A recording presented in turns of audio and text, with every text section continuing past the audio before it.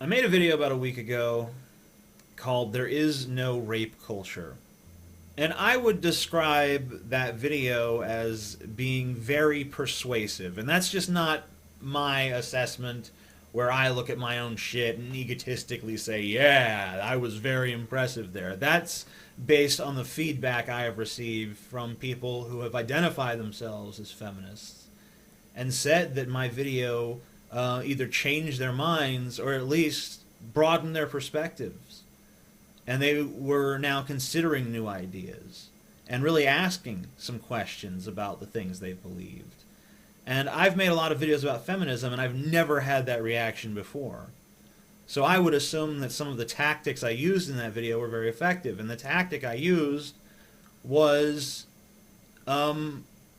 civility coupled with good argumentation. So let's try to be nice to each other. There's no reason to be mean to each other. There's nothing I'm trying to say here in an attempt to hurt anyone else. This is just what I think. And here's what I think about the prevalence of rape in our society. It's clear that it's impossible to find reliable rape statistics because we don't know how many rapes go underreported, or we know rapes are underreported. We just don't know by how much. How many people are just staying silent out of fear or embarrassment or just knowing that the legal system really can't do anything because there's no evidence. So how many people are put in that situation and they just decide, I'm not going to fucking talk about it? I know a lot of people are put in that situation because, just within my pool of friends, I know several people who've been put in that situation. According to RAINN.org, victims of sexual assault are 3 times more likely to suffer from depression, 6 times more likely to suffer from post-traumatic stress disorder, 13 times more likely to abuse alcohol, 26 times more likely to abuse drugs, and 4 times more likely to contemplate suicide. 17.6% of women have been raped or have been the victims of attempted rape. It says that 3% of men have.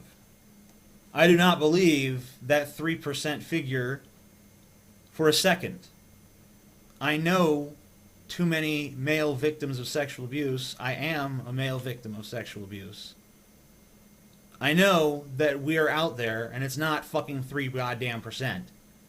Don't insult my fucking intelligence. Male rape is so belittled in this country. It's so taken not seriously whatsoever that of course men don't come forward with it.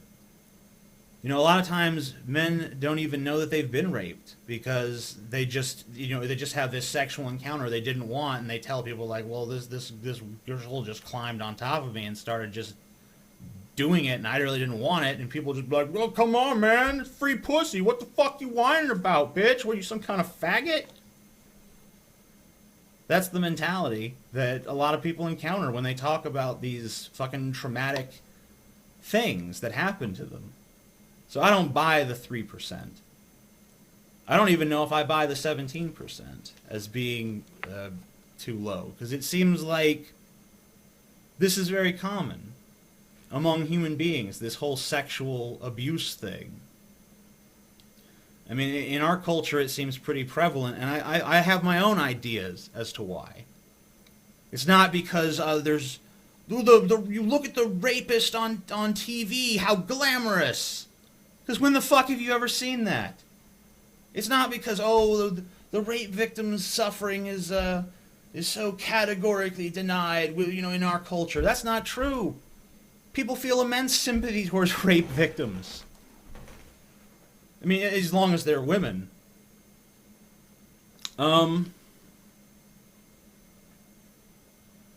This is not a woman's issue. This is not a men's issue. This is an issue of human beings.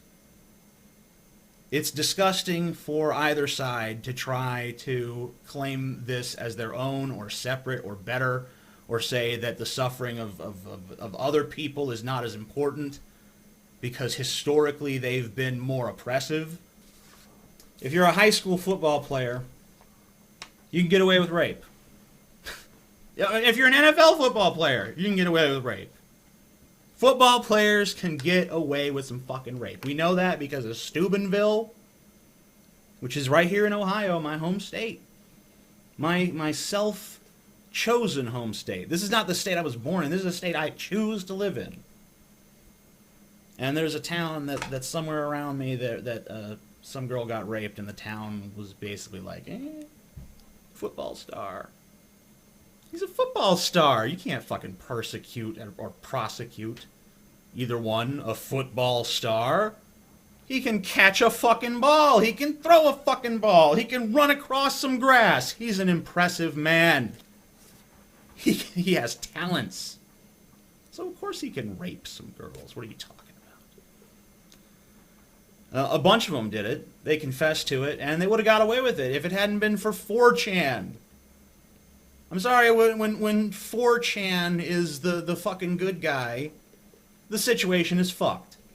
That's reality. When the police and the entire justice system that we have designed to bring justice to victims cannot prosecute rape victims, cannot prosecute rapists, when it's obvious that they're guilty, when their guilt is self-confessed in numerous places to numerous people, and actually captured on tape, when it is so clear they're guilty, the only reason that anything came of it was because the internet held the authorities' feet to the fire and said, please fucking put these people away. It took the internet. Maryville, I don't think anything's come of that yet. Another girl raped by football players who filmed it, who bragged about it, who thought it was just great. Remember those 2 girls that we fucking tricked into drinking more alcohol than they could handle, and then we fucking raped them. And they were happy. They were proud. Like, yeah, I accomplished something. But one of them's a football player, and he has a politician for a daddy. So it's okay. It's fine. Don't you see how it's fine? It's okay. It's good. A+. If you're in prison, rape is acceptable. Actually, America fucking revels in the rape that goes on in prison. Oh yeah, every time some fucking criminal that, white Americans who've never even fucking seen a goddamn criminal in their damn lives, these fucking old, scared white people in their houses in the fucking countryside who are fucking pretty much totally fucking removed from the situation. Those are the motherfuckers that like, we want tougher fucking crime laws against these fucking scum. I hope that motherfucker rots forever. And and then they fucking talk about like, oh, well, we hope that he fucking drops the soap in the shower, and we hope he gets sodomized, and we hope his cellmate is like Big Bubba with a fucking 14-inch dick and drills him in the ass every night. That's like, you little fucking, like, people who like act like they're so pure and innocent. Like, when it comes to like talking about the suffering someone else is gonna do, they get downright creative with their sadism. Like, oh yeah, he's gonna fucking suffer in 1,001 goddamn ways in that prison. It's gonna be like hell. And we're proud of that. Like, America is reprehensibly self-congratulatory about that. Not all Americans, but yeah, some of them. Some of them really just like, they want to fucking pat themselves on the back because these criminal scum, rot in that prison. And just so rape is just seen as just another fucking form of punishment. It's just, oh, well, he's going to get raped, and that's good. We're fucking happy about that. This is like this is a mainstream view in America. You hear this shit from people. If you're in the military, rape is acceptable. Rapes that happen in the military are ignored, and they are covered up. And an estimated 26,000 service members were sexually assaulted in 2012. 2012. For those of you who don't like 2012. According to the latest government report, that is rampant. That's rampant sexual assault in the military, in the armed forces. Now, do rapes occur outside of these social structures? Sure. Yeah, of course they do. There's plenty of rapes that don't happen, that they're not committed by these very stereotyped situations. Okay, plenty of rapes happen in situations that have nothing to do with football players. They have nothing to do with the military. They have nothing to do with prison. There's plenty of rapes that happen in other situations. But why does rape become so prevalent in these situations? Because I'll tell you, even when I was doing the research for Steubenville and Maryville, I fucking discovered that I knew people who had been in that situation, who had been raped by football players, and then the whole thing was just covered up. So if this happened in these two towns, and it came to light only because the guys filmed it and bragged about it, and I know for a fact that it happened in my hometown where I grew up as a kid, then it's probably happened all the fuck over the place.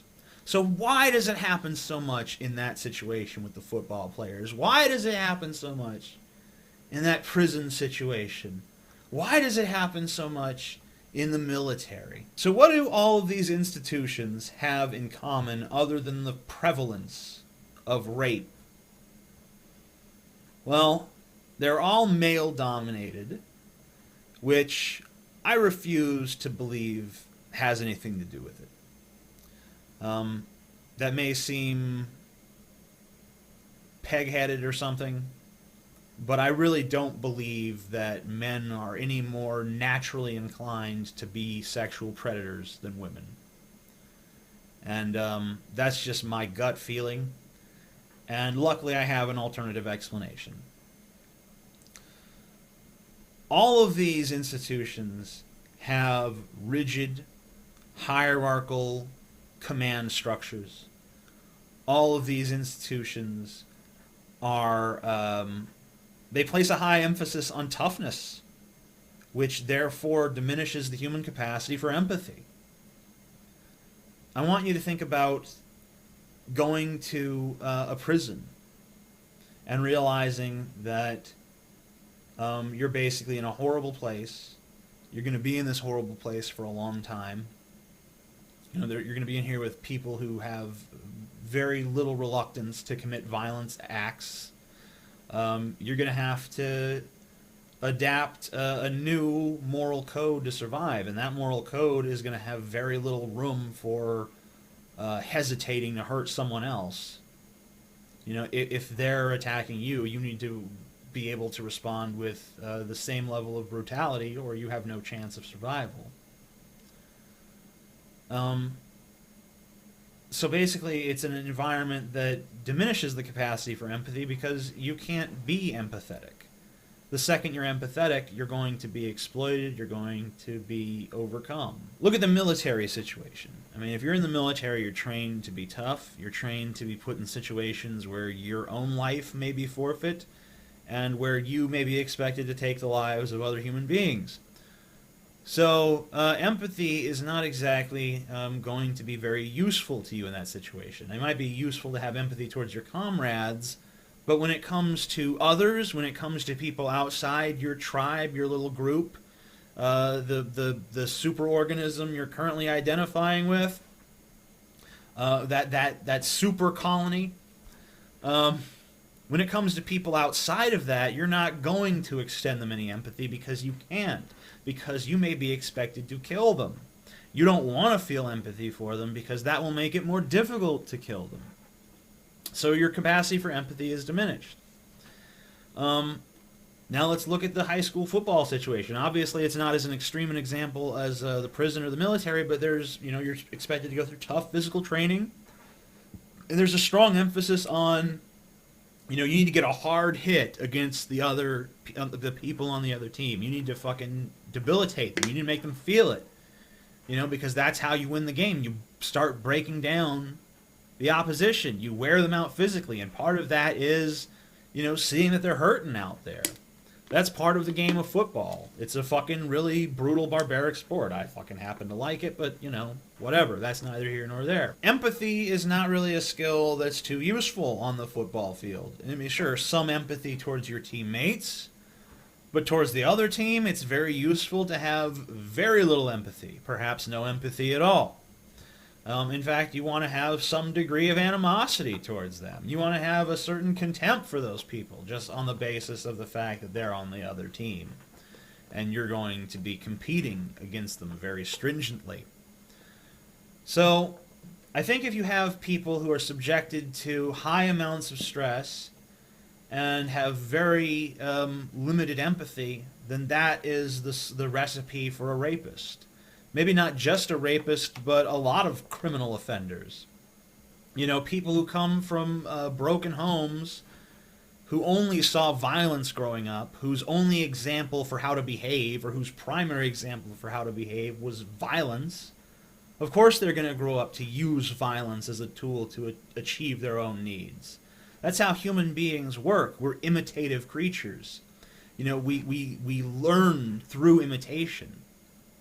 So if you put a child into an environment where their caregiver is violent or abusive in some way, that really distorts their view of the world, because it makes them exhibit that same sort of callousness or that same sort of violence, and it diminishes their empathy. I think that there are people out there who they have bad empathy for some reason. And some of them are simply born psychopaths. There's very little you can do about a born psychopath. Someone who just, their brain is not normal. For some reason, maybe they don't have the right density of mirror neurons or something like that. They just don't experience empathy, at least not like a normal person would. And then there are other people who have had trouble developing empathy because of things they were subjected to growing up, or maybe even traumas that happened after growing up. And then there's people who are just put in such extreme situations that their empathy becomes a liability. And I think that when human beings lack empathy, they lack the only real moral compass that human beings have. Like, we create these sophisticated ethical structures that say, like, here's the moral lines that we will not cross. But really, the only thing that keeps people in check is maybe somewhat the fear of being punished, but more so empathizing with other human beings. If you view someone else as being in some way like you're less likely to subject them to things that would be unpleasant to you, because you don't really want to bring about suffering in others. And everyone acts like it would fucking destroy them inside to just fucking try to understand how someone else fucking feels. To just give the least bit of concession for another fucking human being on the planet. And it's just this supreme selfishness at all times from fucking everybody. And is it any wonder that a culture that's so self-absorbed, that has such a that has so little emphasis on caring about anyone beyond your precious fucking self, is it any wonder that a culture like that spawns rapists who don't give a fuck about their victims, who just think that, another person is just some fucking slab of meat to stick their fucking dicks in, or some fucking stiff cock that they can just climb on top of because, whatever. I mean, another human being is not just an incubation system for your fucking genitals, assholes. Alright? But they don't realize that because they don't even fucking see another goddamn human being. Because they lack the empathy. They've been subjected to this bullshit that basically tells them that they don't have to give a fuck about anyone else. And so if you're some deranged fuck and you're subjected to the stress of daily life, and you're some fucking loser working at a dead-end job, and you've got no fucking real future prospects or some shit, and you have an underdeveloped sense of empathy, you have no real regard for other human beings, what's going to stop you from fucking raping a girl if that's what you want to do? It's not like the law is going to do anything. The fucking statistics are you're going to walk free. So why wouldn't you? If you have nothing inside of you that really gives a fuck about another human being, what's to stop you from hurting them? A lot of people, they fucking appoint a cast of characters in their fucking immediate circle to give a shit about, and then everyone else is just garbage. And I'm not saying that you have to care about strangers as much as you care about the people that are your friends or your family or whatever, but you should extend some fucking regard to them before you just go off on someone, before you just treat someone like they're fucking human garbage, before you just decide to condemn someone at a fucking glance. Maybe you should take a goddamn second to just think that maybe this is a fucking another human being whose life I don't really fucking understand, and I should, make an attempt to be, courteous to them and polite and pleasant. So how do you solve this problem? I think you solve it by teaching people empathy from a young age. Just teaching people to actually care about other human beings. And it starts with parents at home. It means, not letting your kids grow up to be selfish assholes. But the problem is that so many parents out there are selfish assholes that of course it's the values they're going to teach their kids. And, some of those kids will grow up and see through it, but a lot of them won't. A lot of them will just think, well, that's the best way to be in this world, is just a selfish asshole. That's not the best way to be. It's really not. It's good to give a shit about other people. And I didn't know that for the longest time. I didn't know that it was good to care and be involved. And I'm still struggling to an extent. I have social anxiety. I have issues where I don't want to necessarily always be around other people. But I do care. I care about my species. I care about the fate of this world because there's too many people I care about in it.